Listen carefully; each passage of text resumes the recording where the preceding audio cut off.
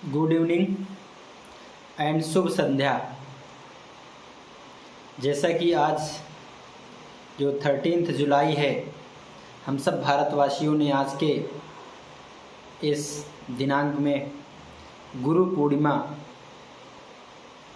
के पावन अवसर को सभी लोगों ने मिलकर के हर्षोल्लास के साथ मनाया हुआ। जितने भी सनातनी हैं, सनातन धर्म को मानने वाले हैं, वो आज के दिन ही टीचर्स डे मनाते हैं। सितंबर माह का टीचर्स डे वो विश्व के लिए है, लेकिन हम सनातनी भारतवासियों के लिए आज ही गुरु की महिमा का बखान का दिवस है। और गुरु की महिमा का तो बखान किया ही नहीं जा सकता। तो आज के इस पावन शुभ अवसर पर, पुनीत अवसर पर सर्वप्रथम मैं अपने समस्त गुरुजनों को, जिसमें से जो पेरेंट्स आपके माता पिता हैं, आपके सगे संबंधी हैं, वो पहले गुरु होते हैं, जो आपको चलने से लेकर के, बोलने से लेकर के कुछ भी सिखाते हैं, जो आपके जीवन में, मैं क्या बताऊं किस तरह से वो आप सबको पता है कि आपके जीवन में उनका प्रभाव कितना गहरा होता है, जो आपकी परवरिश करते हैं। तो उनको सहृदय हम प्रणाम करते हैं। वैसे तो किसी ने ठीक ही कहा है कि हम किसको किसको दे बधाई, यहाँ सबने तो हमें कुछ ना कुछ सिखाया ही है। भारतवर्ष की भूमि है, एक एक मिट्टी का कण यहाँ पे आपका गुरु बन सकता है। एक छोटा बच्चा है ना, गुरु बनने की कोई उम्र नहीं है, लेकिन फिर भी ऐसे समस्त माता पिता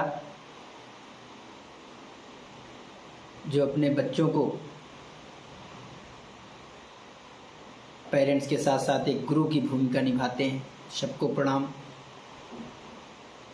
और अपने समस्त गुरुजनों को प्रणाम।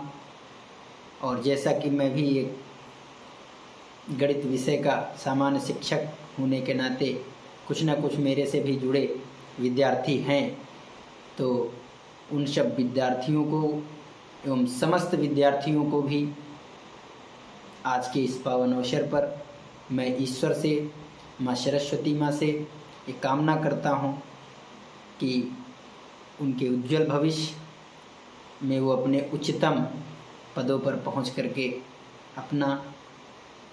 अपने पेरेंट्स का और साथ साथ में हम गुरुजनों का, अपने देश का नाम रोशन करें।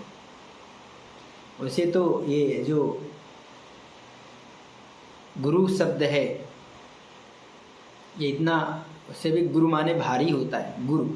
गुरु नहीं, गुरु भारी, लघु का विलोम गुरु।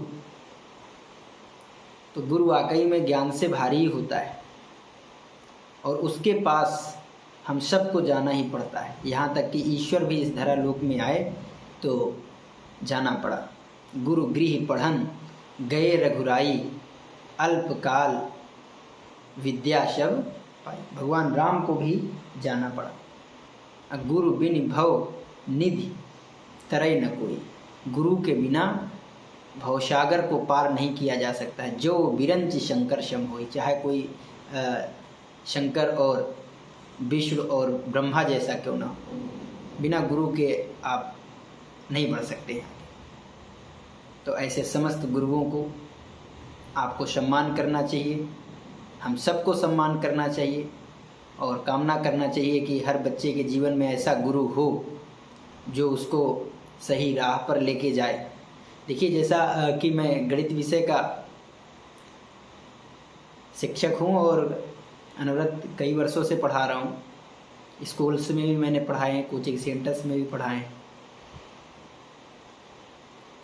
तो जो फिजिक्स, केमिस्ट्री, मैथमेटिक्स है, मुझे लगता नहीं कि कोई टीचर किसी भी बच्चे को पढ़ा सकता है, समझा सकता है, पढ़ा नहीं सकता। कहने का मीनिंग क्या है कि बच्चे को खुद से सीखना होता है। जैसे एक साइकिल है, आपने साइकिल को बता दिया कि देखिए ये साइकिल की सीट है, ये हैंडल है, ये पहिए हैं, आपको यहाँ बैठना है, ऐसे चलाना है। बच्चा उसको नोट कर रहा है कि हाँ सर हमारे बता रहे हैं क्या करना है क्या नहीं करना। बच्चा उसको डेली मॉर्निंग में रट भी रहा है कि मुझे ऐसे बैठना है, ये करना है, वो करना है साइकिल, लेकिन वो चला नहीं पाएगा। कितना भी याद कर लेगा पूरा प्रोसेस, साइकिल उससे नहीं बढ़ेगी। कब बढ़ेगी? जब वो खुद से प्रैक्टिस करेगा, खुद से वो साइकिल को चलाएगा। आपने नोट्स तैयार कर लिया, सर ने जो बताया उसको आपको फॉलो करना है, बट करना खुद से है आप। अगर मैं जेई पढ़ाता हूँ तो अगर मैं बच्चों को आईआईटी जेई में पहुँचा सकता होता, या कोई आईएएस की कोचिंग करता है और वो कहता है कि मैं आईएएस बनाता हूँ, तो वो अपने सगे संबंधी को आईएएस बनाता ना, अपने बेटे को बनाता आईएएस। तो इसमें मेन भूमिका जो है वो बच्चों की है। लेकिन यहाँ पे टीचर्स की क्या भूमिका है? जैसे हम मैथ्स के टीचर हैं तो हमारा ये काम है कि हम बच्चों को ऐसा कुछ पढ़ाएं, बताएं, समझाएं जिससे उनको उस सब्जेक्ट को जानने की खुद से इच्छा जागृत हो जाए। ये टीचर्स का वर्क है। आप गए, पढ़ाया, अच्छी बात है, बहुत अच्छा आपने पढ़ाया, लेकिन उसमें से बच्चे के अंदर वो ज्वाला नहीं अगर जगी कि वो खुद से जानेगा, तो आप नहीं पढ़ा सकते उसको कभी भी। वो सीख ही नहीं सकता। ये तो ऐसे जितना भी एनालिटिकल बेस्ड सब्जेक्ट हैं वो बच्चा खुद ही सीख पाएगा। आप खुद सोचिए कि आप अगर टीचर हैं, जैसे मैं टीचर हूँ, तो आपके गुरु ने आपको क्या समझाया है? बताया है कि इसको ये करना है, उसको वो करना है, लेकिन सीखा, लर्निंग आपने खुद है। वो आप सबको पता है कितनी मेहनत किया है आप लोगों ने। खुद के अपने अपने नए नए आइडियाज़ एनालिसिस करके आपने आइडियाज़ जनरेट किया है, और वो सारे आइडियाज़ आप बच्चों को देना है, जिससे बच्चों के अंदर भी उस चीज़ को जानने की, सेल्फ एनालिसिस करने की हैबिट जनरेट हो जाए। और ये 9th और 10th स्टैंडर्ड से ही बच्चे को करना चाहिए, तब जा कर के वो 11th 12th में और आगे फिर वो जेई या हायर मैथमेटिक्स में कुछ कर सकता है। ये जितने भी एनालिटिकल बेस्ड सब्जेक्ट हैं उनमें वो सेल्फ मेहनत से ही कुछ कर सकता है। तो हमें जितने भी टीचर्स हैं, हमको कोशिश करनी चाहिए कि बच्चों को सही ट्रैक में कैसे लाया जाए। हम लोग पढ़ाते तो सब बहुत अच्छा है, तो ये बच्चों को भी जानना चाहिए कि आज का जो दौर है एजुकेशन का, कंपटीशन का है। पेरेंट्स ने उम्मीदें बांध रखी है आप लोगों से कि आप उनके लिए अच्छा करेंगे। वो लोग कुछ भी मेहनत करते हैं लेकिन आपको पढ़ाते हैं, तो आपको भी उनकी उम्मीदों में खरे उतरने हैं। और यकीन मानिए, जिस दिन आप सक्सेस को पाते हैं वो दिन आपके गुरु के लिए और वो दिन आपके पेरेंट्स के लिए आप यकीन नहीं कर सकते हैं कितने प्रसन्नता का दिवस होता है। आप टीचर्स को गुड मॉर्निंग, गुड इवनिंग या जो भी विश करते हैं, डजेंट मैटर, अच्छी बात है, बट आप जब कभी सक्सेस पाते हैं वो दिन टीचर्स के लिए, आपके पेरेंट्स के लिए किसी फेस्टिवल से कम नहीं होता है। तो मेरे समस्त जितने भी विद्यार्थी हैं उनसे मैं यही कहूँगा कि, और देखो, कोई भी चीज़ टफ नहीं होती है। ये टफ शब्द का जो फोबिया है इसको हटाना है। If you want to get that then you achieve, you can get. और आप कोशिश ही नहीं करेंगे, आपने साइकिल चलाने की कोशिश ही नहीं करेंगे, मैं तो गिर जाऊंगा। अरे आप चला के तो देखो एक बार, गिरोगे तो ये हम है ना, जितने भी लोग हैं आपको लगे हैं आपको आगे बढ़ाने के लिए, आएंगे साथ में दौड़ के, फिर बताएंगे कि अरे ये गलत किया आपने। आपको सीधा सीधा चलना सिखाएंगे, पहले सीधे सीधे, जैसे कोई टर्निंग पॉइंट आएंगे वहाँ आप गिरेंगे, हम टर्निंग में बताएंगे आपको कैसे मुड़ना है। भीड़ में ले जाएंगे, कंपटीशन में, वहाँ बताएंगे आपको कैसे चलना है, बट चलना आपको है। जितने भी विद्यार्थी हैं लग जाइए, और जितने भी ये टीचर सत्ता के लोग हैं, व्यवसाय बहुत अच्छा है, आप लोग कर रहे हैं, हम भी कर रहे हैं, लेकिन हमारा मेन एम जो है वो रीज़न होना चाहिए बच्चों का भविष्य का निर्धारण। तो आप सब बच्चों को ऐसा,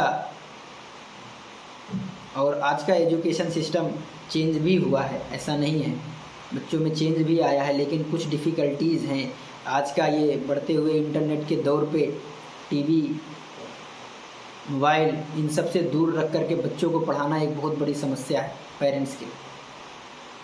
हॉस्टल में मैं देखता हूँ यहाँ पे बच्चों को क्या प्रॉब्लम फेस होती है। तो पेरेंट्स को भी एक टीचर्स का भूमिका निभाना पड़ेगा आपको। ऐसा नहीं है कि बच्चा स्कूल गया और हो गया।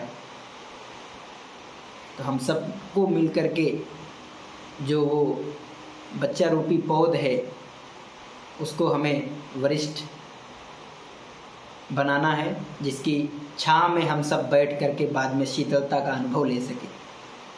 लेकिन अभी हम सब की दायित्व है कि उस पौध को संभालना है, पौध को सींचना है, बाहरी अपवादों से बचाना है कि उस पौध को बर्बाद न कर सके, कीड़ों से बचाना है, जानवरों से बचाना है। इस हम सब का दायित्व है। टीचर्स एंड पेरेंट्स दोनों की सेम भागीदारी है 50-50% की। ये नहीं है कि केवल टीचर्स ही जिम्मेवार है बच्चा अगर अच्छा नहीं हो रहा या अच्छा हो रहा है ना। जितना टीचर्स उतना ही पेरेंट्स। भाई टीचर्स ने स्कूल में अच्छा पढ़ाया समझाया, वो घर गया बच्चा, वहाँ पे आप नहीं केयर कर पा रहे हैं। आप खुद शाम को टीवी देख रहे हैं बैठ करके, बच्चा कहाँ पढ़ेगा? आपको भी त्याग करना पड़ेगा। बाढ़ई पुत्र पिता के धर्म, आप सब लोगों को धर्म कर्म करने पड़ेंगे। केवल ये नहीं कि फीस डिपॉजिट कर दिया, हाँ बच्चा पढ़ रहा है और फला स्कूल में पढ़ रहा है, फला टीचर से पढ़ रहा है, कुछ नहीं होगा। हमने ट्यूशन कराया, कोचिंग कराया, कुछ नहीं होगा। आपको उसके पीछे लगना पड़ेगा। अगर आप चाहते हैं कि आपका बच्चा अच्छा हो तो आपको पेरेंट्स को भी, टीचर्स को भी उसको मोटिवेट कर करके हमको उसके देखो। अगर बच्चा कमज़ोर है पढ़ने में, ये बहुत चिंता की बात नहीं है। सब बच्चे कमज़ोर होते ही हैं। अगर वो कमज़ोर नहीं है तो बच्चा किस बात का?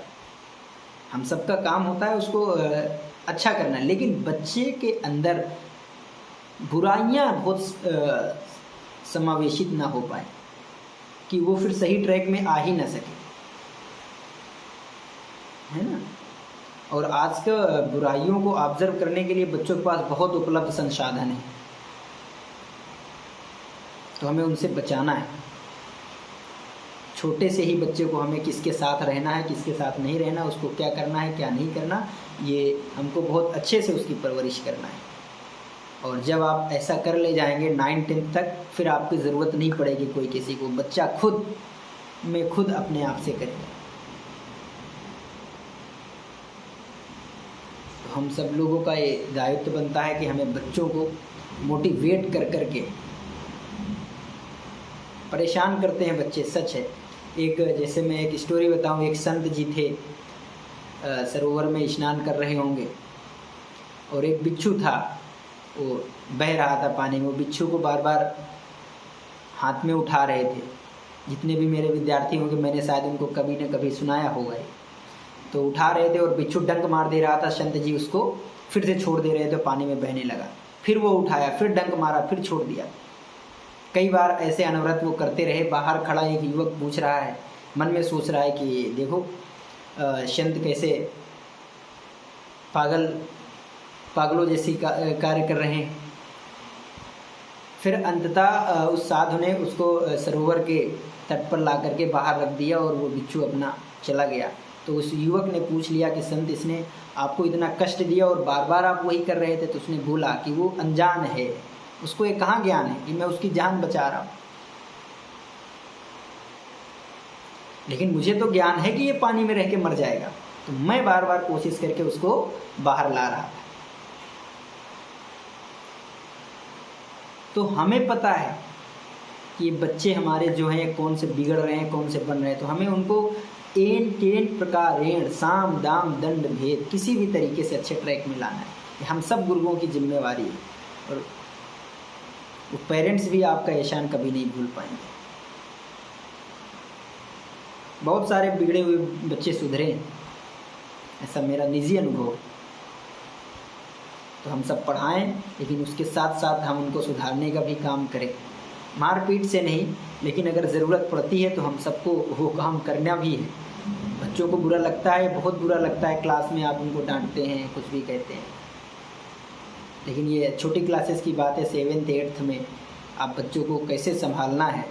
अगर बच्चों को कुछ डांट सकते हैं आप, कुछ थोड़ा सा उनको सही ट्रैक में लाने के लिए। जैसे एक पतंग होती है, पतंग ज़मीन में होती है, अपने आप से उड़ने की कोशिश करती है क्या? नहीं उड़ पाएगी। लेकिन जब आप उसको उड़ाते हैं तो टोने मारने पड़ते हैं, खींचना पड़ता है, पतंग फड़फड़ाती है। लेकिन आपको ये पता होना चाहिए कितना टोना मारना है, इतना भी मत मार दो कि पतंग फट जाए। आपको आहिस्ता आहिस्ता टोने मार मार के ऊपर उठा देना होता है, और जब वो ऊपर उठ जाएगी तो लहराएगी, फिर आपको टोने मारने की ज़रूरत नहीं पड़ेगी। तो ये जितने भी स्टूडेंट हैं आपके सामने लाइक एज अ काइट्स, पतंगों की तरह हैं।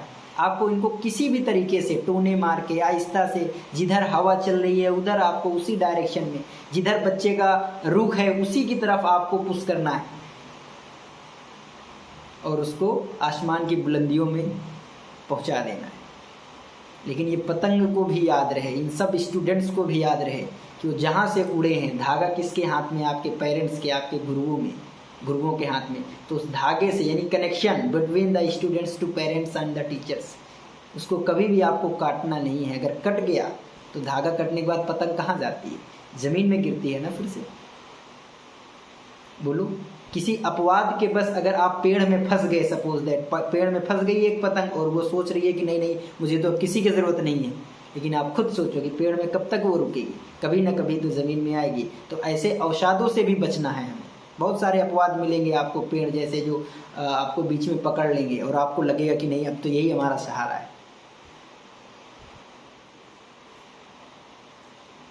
हमें बच्चों के लिए मैं बता दूं कि हमें वो सारे काम करने हैं जो हम अपने पेरेंट्स के साथ बैठ के शेयर कर सकें, और वो सारे काम नहीं करने जिनको आप अपने पेरेंट्स के साथ बैठ करके शेयर नहीं कर सकते।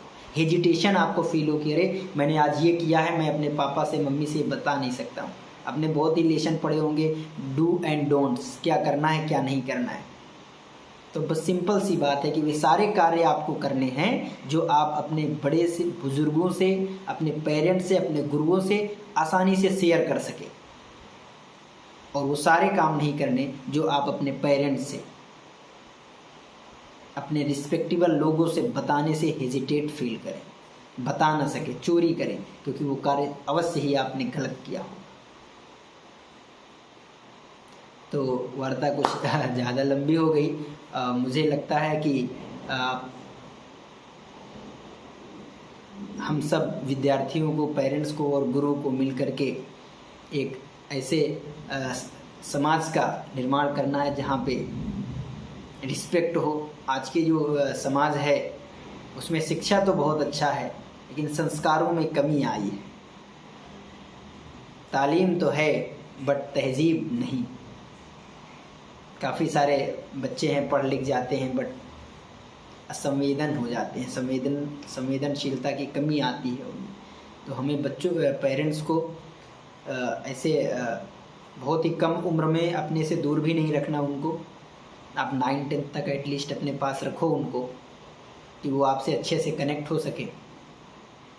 बहुत चीज़ें हैं, अगर हम लोग सोचेंगे तो एक अच्छे परिवार का आप निर्माण कर सकते हैं, और वो बच्चा आपको बहुत ऊपर तक ले जा सकता है।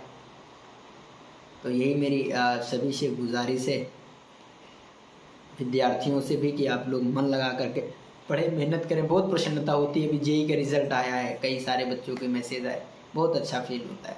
तो आप सब इसी तरह तरक्की करते रहें और अपने पेरेंट्स का, अपना, सभी का नाम रोशन करते रहें। आप सबको बहुत बहुत शुभकामनाएं, एक बार फिर बधाई। जय हिंद, जय भारत, थैंक्स टू आर, शुभ रात्रि।